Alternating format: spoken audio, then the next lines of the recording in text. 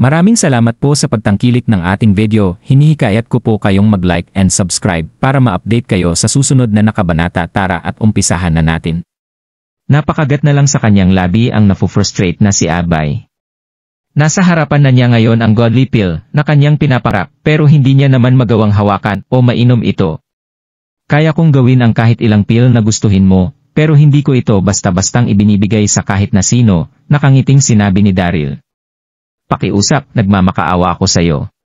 Ibigay mo na ang pill sa akin. Tuluyan nang nawala ang pagiging arogante ni Abby habang nagsisimulang magmakaawa kay Daryl. Nagpakita naman ang kaunting tuwa sa mukha ni Daryl habang nagkukunwari na kakainin ang huling pill na kanyang hawak. Hindi, huwag, halos tumiklop na sa sobrang panghihina ang mga hit ani Abby. Nagmamakaawa ako sa'yo, huwag mo itong sayangin.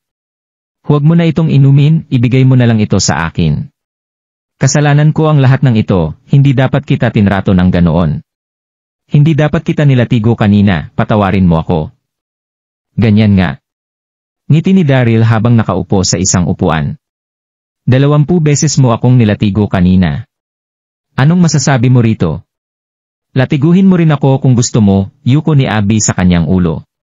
Hindi naisip kailanman ni Abby na magsasabi siya ng ganoon kababang mga salita, pero masyado na siyang desperado para sa isang godly pill. Latiguhin ka, nisi ni Daryl. Hindi ako interesado sa gusto mo. Habang nagsasalita, inobserbahan ni Daryl ang kanyang paligid. Nasa 100 ang mga bodyguard ni Abby na nakakalat sa kanyang bahay.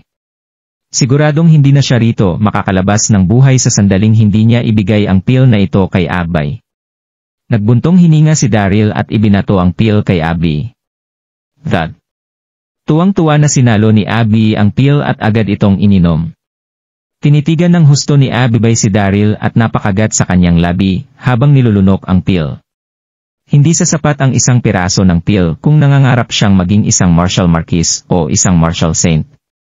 Nagpatuloy sa pagluhod si Abby habang kagat-kagat ang kanyang labi. Nagawang makita ni Daryl ng bahagya ang hinaharap ni Abby mula sa anggulong ito. Inaamin niya sa kanyang sarili na perpekto ang hubog ng katawan ni Abby.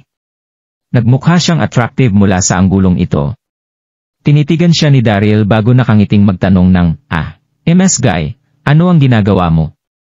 Daryl Darby. Napakagat si Abby sa kanyang labi na parabang nagdadalawang isip sa kanyang desisyon.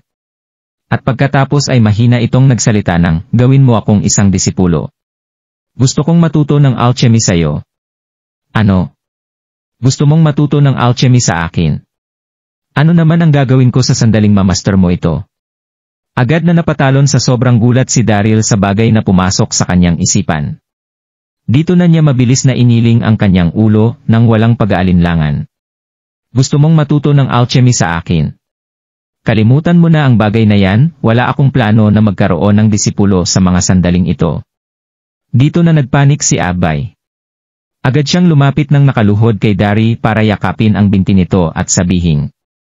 Sigurado po ako rito, sinisiguro kong magiging tapat po ako sa inyo. Kunin mo na ako bilang disipulo. Agad na pinakawalan ni Abby ang kanyang pride at ego sa harapan ni Daryl. Dahil kung magagawa niyang mamaster ang paggawa sa mga godly pills, siguradong hindi na magiging mahirap para sa kanya ang pagtawid sa mga susunod na dumain. Ayoko. Kaway ni Daryl sa kanyang kamay. Pakiusap, master. Tanggapin mo na ako bilang iyong disipulo. Buong pusong yumuko ang nakaluhod na si Abby kay Daryl. Hindi, ikaw, naguluhan na rito ng husto si Daryl dahil alam niyang magpupumilit pa rin ito hanggat hindi siya nito napapapayag. Kaya nainis siyang sumagot ng, sige, tumayo ka na. Pag-iisipan ko muna ang bagay na ito. Opo, sige lang. Take your time. Nakangiting tumayo si Abby habang buong galang na sinasabing, ihahatid ko na po ba kayo, master? Huwag na, kaya ko nang lumabas ng mag-isa, nagmamadaling sagot ni Daryl habang palabas ng kwarto. Kinahapunan, tinawagan ni Abby si Daryl ng halos 100 beses. Nagawa siyang tawagan nito kada 10 minuto. Gusto na niya siyempreng malaman kung handa na ba si Daryl na tanggapin siya bilang disipulo nito. Gusto sanang umidlip ni Daryl sa loob ng kanyang opisina, pero paulit-ulit siyang tinawagan ni Abby. Hindi na nakatiis pa rito si Daryl. Kaya noong tumawang itong muli, nagagalit itong sinabihan ni Daryl ng, "Hinding-hindi na kita gagawing disipulo sa sandaling tumawag ka pa ulit sa akin." Mukhang epektibo ang ginawa niyang ito, dahil tumigil na sa katatawag si Abby matapos ng kanilang pag-uusap. Sa Dynasty Bar. Ang bar na ito ay isang bagong sentro ng entertainment sa buong Donghai City. Nagkaroon ito ng mamahaling interior na kumuha sa pansin ng maraming mga mayayamang lalaki. Ipinarada ni Lily ang kanyang sasakyan at naghintay malapit sa entrance. Ito ang araw ng kanilang date ni Mr. D. Hindi mapakali si Lily na makipagkita sa isang bar sa una niyang date. Pero pinaulanan siya ni Mr. D ng mga regalo para mabigyan siya ng rason na makipagkita sa kanya sa lugar na ito. Nagmukhang napakaganda ni Lily sa suot niyang long dress at pairs ng Worship of Crystal.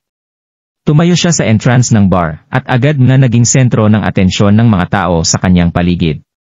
Makikita sa mukha ng bawat isang babae sa lugar na ito ang nagkakapalan nilang mga makyut, kaya ang isang babaeng kagaya ni Lily ay parang naging isang bagong tanawin para sa mga ito. Vroom! Handang mamatay ang mga lalaki para lang maka-on night stand ang isang napakagandang babae na gaya nito. Hindi na nakaumportable ang loob ni Lily sa mga tinging ginagawa sa kanya ng mga tao sa kanyang paliugid. Nasaan na ba si Mr. D? Bakit wala pa rin siya hanggang ngayon? Dito na niya narinig ang isang tunog mula sa isang sasakyan. Isang klare na sports car ang dumating at pumarada sa tabi ng kalsada bago bumaba ang isang binata mula rito. Nagmukhang attractive at guwapo ang lalaking ito na may magagandang anggulo sa kanyang mukha. Siguradong isa siyang uri ng lalaki na siguradong makapagpapakilig sa sinumang babae na tumingin sa kanya. Nagmukha siyang habulin ng babae at swabe sa suot niyang pangkaraniwang suit. Dito na napalunok ang magakinikilig na babae, may kumikinang na mga mata. Napakagwapo ng lalaking ito. Isang ngiti ang namukadkad sa mukha ni Lily nang mapansin ang lalaking ito na naglalakad palapit sa kanya. Hindi maaaring ito si Mr. D. Napakabata at napakagwapo pala nito. Sigurado ring nasa ilang milyon ang halaga ng sasakyan na kanyang dinala papunta rito. Hi, MS Lily. Ako nga pala si Donoghu Dixon. Ako ang may username na Mr. D sa iyong live stream. Ngiti ng lalaki habang naglalakad palapit kay Lily. Agad na napaganda ng magalang niyang pagpapakilala ang unang impresyon sa kanya ni Lily. Ninerbiyos ng kaunti si Lily nang makipagkamay siya sa lalaking ito. Hi, ako nga pala si Lily Lindon. Pwede mo naman akong tawagin bilang Lily. Hindi malaman ni Lily kung bakit siya ninenerbiyos sa harap nito.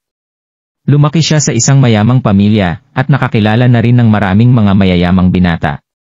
Pero ito ang unang beses na makakausap siya ng isang lalaki na kasing gwapo at kasing galang ni Donoghu. Hindi niya maiwasang tingnan ito ng ilang beses. Hindi na pinatagal pa ni Donoghu ang kanyang kamay sa kamay ni Lily. Agad niya itong tinanggal matapos nilang magkamayan. Mas lalo pa nitong pinataas ang impresyon sa kanya ni Lily. Lily Lindon. Ang bulaklak ng Lily ay sumisimbolo sa pagiging puro at inosente, napakaganda ng iyong pangalan. Magalang nang umiti si Donoghu habang kinukuha ang isang mamahaling box. MS Lily, ikinagagalak ko na makilala ka. Isa itong regalo sa una nating pagkikita. Binuksan ni Donoghu ang box habang nagsasalita. Napapigil naman sa paghinga ang mga hindi makapaniwalang babae na nakatingin kanilang paligid, halos magsitili na ang mga ito sa sobrang inggit sa kanilang nakita. Makikikita sa loob ng box ang isang diamond ring na may diamanteng kasing laki ng itlog na nilalabas ng mga kalapati. Nagawa rin itong maglabas ng isang kabigha-bighaning liwanag. Agad na mawawala sa kanyang sarili ang sinumang babae na tumingin sa diamanteng ito. Ito. Natigilan sa kanyang nakita si Lily, pero makikita pa rin sa kanyang kilos ang pagkaantig ng kanyang puso sa ginawang ito ni Donoghu. Hindi pa siya nakakatanggap ng kahit anong alahas na gawa sa silver mula kay Daryl sa 3 taon nilang pagsasama, paano pa kaya ang isang diamond ring na kagaya nito? Kung ikukumpara kay Donoghu na nagawa siyang bigyan ng ganito kagandang regalo sa una nilang pagkikita. Hindi ito tama, masyado itong mahal. Hindi ko ito matatanggap. Ilang segundong pinakalma ni Lily ang kanyang sarili bago mahinhing sumagot kay Donoghu. Nagpakita naman si Donoghu ng isang assuring na ngiti. Bakit naman hindi? Walang silbi ang isang diamond ring na gaya nito kung hindi ito maisusuot sa isang napakagandang kamay, kahit gaano pa ito kamahal. Kinuha ni Donoghu ang kamay ni Lily habang nagsasalita, at maingat na isinuot ang singsing sa daliri nito. Nagdalawang isip pa rito si Lily pero masyado siyang na-overwhelm ng kanyang kasiyahan nang maisuot ni Donoghu ang singsing sa kanyang daliri. Salamat. Mahinang sinabi ng yumuyukong si Lily. Nakaramdam siya ng pagkahilo sa nangyaring ito. Isang hindi maipaliwanag na emosyon ang bigla niyang naramdaman. Dito niya magkasabay na naramdam ang nerbiyos at pagkasabik sa kanyang dibdib. Ngumiti naman si Donoghu at sinabing, "You're welcome. Halika na, nagpa-reserve na ako ng booth para sa atin. Inom lang tayo ng kaunti." Hindi naman siya nagawang tanggihan ni Lily, naglakad siya papasok sa bar kasama ni Donoghu. Maririnig na tumutugtog sa loob ng bar ang isang masiglang tugtog na sinasayawan ng napakaraming tao sa dance floor. Nakasuot naman ang nagagandahang mga waiter ng bar ng mga sexy na costume ng bunny habang nagsiserve ng maiinom sa kanilang mga customers. Maraming mga binata at dalaga ang buong pusong umindak sa gitna ng dance floor.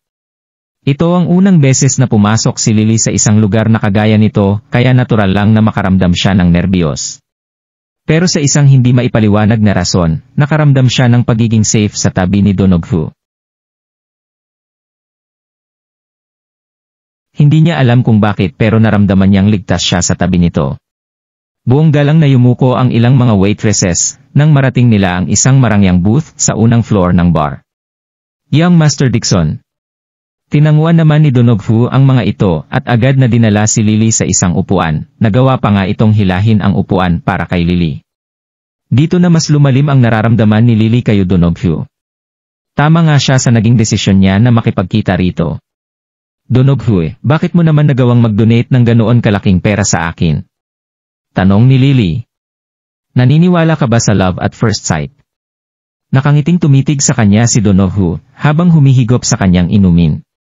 Agad na makakapagdesisyon ang ilang tao na makasama ang tao na kanilang nakita sa sandaling makilala na nila ang taong iyon.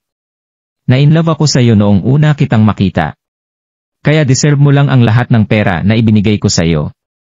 Natuwa naman si Lily nang marinig ang mga salitang iyon. Kung nagustuhan mo ang mga ganitong video, huwag mong kalimutan mag-like and subscribe. Panoorin mo na rin ang mga naunang kabanata para lalong maubos ang oras mo.